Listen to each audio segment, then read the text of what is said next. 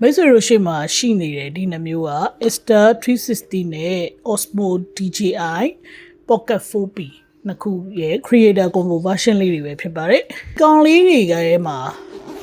ပေါ့နော်။ဘာတွေပါလဲဆိုတာဒီနှစ်ခုကိုနှိုင်းယှဉ်ပြပေးမှာပဲဖြစ်ပါတယ်ဗျ။ဒါဆိုလို့ရှိရင်ကျွန်တော်တို့က DJI Osmo Pocket 4P ရဲ့ video vlog combo လို့ခေါ်တဲ့ကောင်လေးပေါ့နော်အဲ့တော့ creator combo နဲ့အတူတူပါပဲသူကဒါလေးတစ်ခုပါမယ်ပြီးပြီဆိုရင်သူဒီမှာမီးလေးတစ်ခုပါမယ် wireless screen ပေါ့နော်ဒီကောင်က screen ဖြုတ်လို့မရတဲ့အတွက်ဒီမှာ wireless screen တစ်ခုပါမယ်ပြီးရင်ကြိုး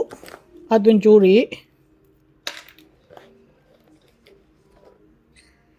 မိုက်လေးတစ်ခုဘက်ထရီပတ်လေးတစ်ခု tripod လေးတစ်ခုဒါရီပါပါတယ်ဒါကတော့ဘာလဲဆိုလို့ရှိရင် DJI ရဲ့ Osmo Pocket 4P vlog combo ထဲမှာပါတဲ့ပစ္စည်းတွေပဲဖြစ်ပါတယ် okay အဲ့ဒါဆိုလို့ရှိရင် Insta 360မှာရောဘာတွေပါလဲကျွန်တော်ထပ်ပြပါမယ် Insta 360မှာတော့ဒါဒီမှာ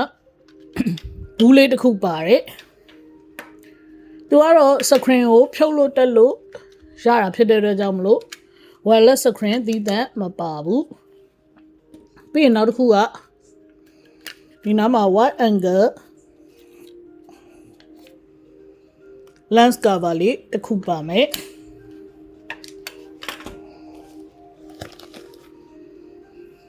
Insta 360ရဲ့အသစ်ထွက်တဲ့ Mic Pro လေးတစ်ခုပါမယ်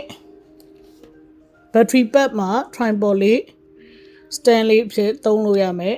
ဒါက battery pack အသေးပေါ့နော်ဒါလေးပါမယ်အသင်ကြိုးပါမယ် battery pack ကိုမှနောက်ထပ် battery pack အကြီးတစ်ခုထပ်ပါပါဦးမယ်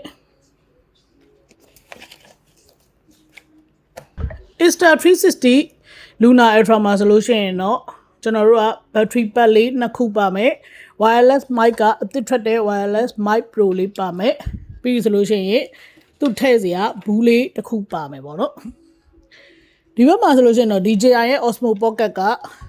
ဒီကောင်လေးတစ်ခုပါမယ် tripod လေးပါမယ်မီးလေးပါမယ် mic လေးပါမယ် battery pack အသေးလေးတစ်ခုပါမယ်ပြီးလို့ရှိရင်တော့ wireless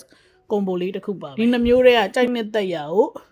ရွေးချယ်ဝယ်ယူလို့ရပါတယ်မိတ်ဆွေတို့ရဲ့ SC မှာဒီပစ္စည်းလေးတွေကိုစိတ်တိုင်းကြလာရောက်ရွေးချယ်ဝယ်ယူလို့ရပါတယ်ခင်ဗျအားလုံးကိုကျေးဇူးများတင်ပါတယ်တတာ